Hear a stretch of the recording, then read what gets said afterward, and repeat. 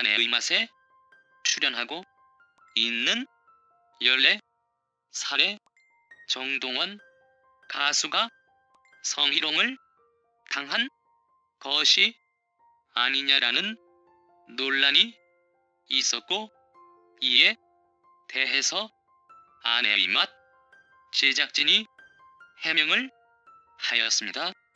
지난 25일 방송이 된 아내의 맛에 정동원, 임도형이 변성기 검사를 받기 위해서 이비인후과에 방문하였습니다. 그런데 바로 거기서 이비인후과 전문의가 2차 성징을 파악하기 위해서 성적으로 민감한 부분에 대해서 정동원, 임도형에게 질문을 하였습니다. 정동원, 임도형은 아역 출연자들 중에서 우리나라에서 가장 핫한 유명인들 중 하나입니다. 그들은 미스터트롯 출연자들이고 많은 사랑을 받았기도 하였습니다. 이들의 출연은 아내의 맛 시청자들을 끌어들이는 하나의 요인이 될 수 있습니다. 그만큼 정동원, 임도형의 출연을 아내의 맛 다른 출연자들과 별로 상관이 없음에도 아내의 맛 제작진이 원하는 것은 어쩔 수 없다 하겠습니다. 정동원, 임도형이 이비인후과에서 이야기 듣는 장면을 전국에 방영한 것, 그것이 문제입니다. 다시 말하지만 이비인후과 의사의 입장에서는 당연히 할 수 있는 질문입니다. 그러나 정동원, 임도형이 그 질문을 받는 것을 굳이 아내의 맛에서 방송을 통해서 내보낼 이유가 있느냐라는 것은 또 다른 문제입니다. 아내의 맛 제작진은 해명을 했든 안 했든 이번 방송은 전적으로 부적절하다 하겠습니다. 아내의 맛의 해명에도 그렇게 신뢰감이 가지 않는 것은 결국 아내의 맛 제작진은 이슈가 되기 위해서, 즉 화제성을 만들기 위해서 정동원과 임도형이 이비인후과에서 방송을 통해 내보내기에는 부적절한 것을 그대로 방송을 낸 것이 아니냐라는 우려를 받을 수밖에 없습니다. 사실 아내의 맛에 정동원, 임도형이 출연하는 것도 조금 많이 이상합니다. 아내의 맛의 기획 의도가 부부간의 일들에 대해서 가감없이 보여주는 관찰 예능인데, 정동원, 임도형은 미스터트롯에 나온 출연자이기는 하지만 그들은 화제성을 갖는 것을 제외하고는 아내의 맛에 출연할 수 있는 사람들인가에 대한 우려가 있기 때문입니다. 오로지 시청률과 화제성을 위해서 정동원, 임도형을 출연시키고 결국 아내의 맛에서 해명을 하기는 하였지만 정동원 성희롱 논란의 피해자가 될 수 있는 상황까지 이끈 것은 결국 아내의 맛 제작진이라 할 수 있습니다. 그렇기에 아내의 맛 제작진은 정동원, 임도형의 성희롱 논란에 대해서 해명하는 것 이상으로 그들을 굳이 아내의 맛에 출연시킬 이유가 있는가에 대한 대답을 먼저 해야만 할 것입니다. 결국 아내의 맛 제작진은 정동원, 임도형에 출연하는 문제에 대해서 제대로 인지하지 못하였고, 그로 인해서 이번에 성희롱 논란이 나오게 되게끔 이끈 것이나 다름이 없습니다. 안녕하세요. 아내의 맛 제작진입니다.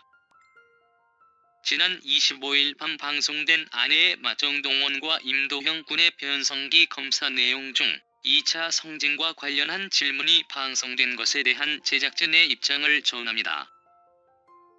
녹화 당시 담당 주치의는 의학적으로 변성기는 2차 성징의 하나의 증거가 되기 때문에 변성기 진료에 있어 2차 성징 관련한 질문은 변성기를 가늠할 수 있는 기본적인 질문이라고 밝혔습니다. 가수로서 한창 성장 중인 정동원과 임도형 군의 장래를 위해 변성기는 중요한 부분인 만큼 제작진은 이에 진정성을 부여하고자 2차 성징을 의학적으로 접근했습니다.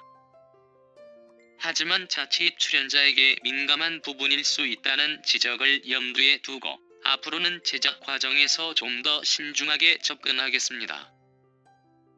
이제까지 아내의 맛은 각양각색 커플들의 진솔한 이야기를 통해 공감과 정보를 드리기 위해 애써왔습니다. 앞으로도 더욱 양질의 콘텐츠를 만들기 위해 최선의 노력을 다하겠습니다. 성공 이유 3가지에 대해서 말씀을 드리도록 하겠습니다. 정동원 하면 미스터 트롯 같은 각종 음악 프로그램에서 나와서 입상을 다수한 친구죠. 그래서 노래도 잘하고 뭐 악기 연주도 잘하고 요즘 굉장히 많은 사랑을 받고 있습니다. 지금 현재 14살이죠. 14살 중학생이고 그런데 요즘 아마 얼마 전에는 이제 정동원 길이라고 정동원이 살고 있는 정동원이 태어난 경상남도 하동군에 정동원 길이라고 이제 길까지 이름이 지어질 정도로 그 정도로 요즘 아주 핫한 나름 성공한 그런 친구라고 할 수 있죠. 이 친구의 성공 이유 3가지를 한번 말씀드리도록 하겠습니다. 첫 번째입니다. 재능입니다. 뭐 이것은 뭐 당연한 얘기라고 할 수 있지만 재능, 선천적인 부분이 있죠. 후천적인 부분이라기보다는 선천적인 부분인데 제가 봤을 때는 정동원이 천부적인 그런 음악과 예술에 대한 그런 천부적인 재능과 감각이 일단 기본적으로 있다라고 생각합니다. 그리고 노래도 굉장히 잘하죠. 노래도 이제 고음도 잘하죠.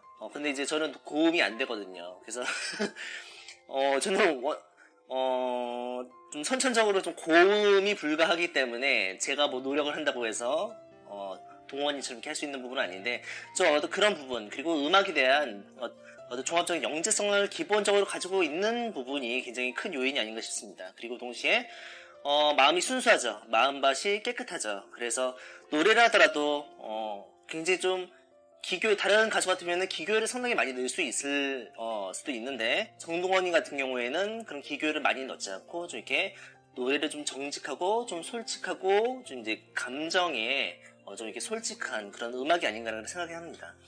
그리고 두 번째입니다. 두 번째는 노력입니다. 노력 모르는 사람 있겠습니까? 당연히 들어가는 부분인데 이 노력은 후천적인 부분이죠. 아까 재능이 선천적인 부분이었다면 이 노력은 후천적인 부분인데요.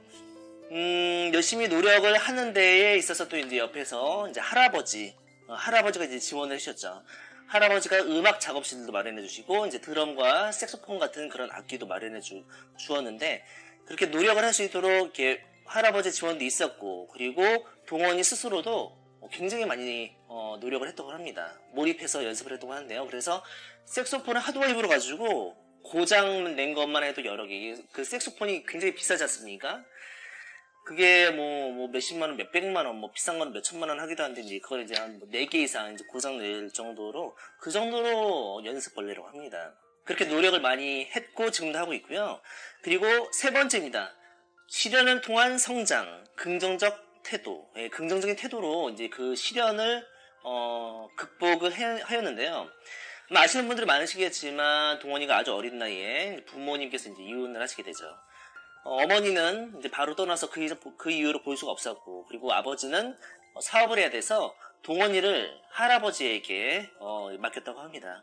네, 할아버지는 이제 사랑으로 동원이를 이제 돌보고 이제 지원을 하셨는데요.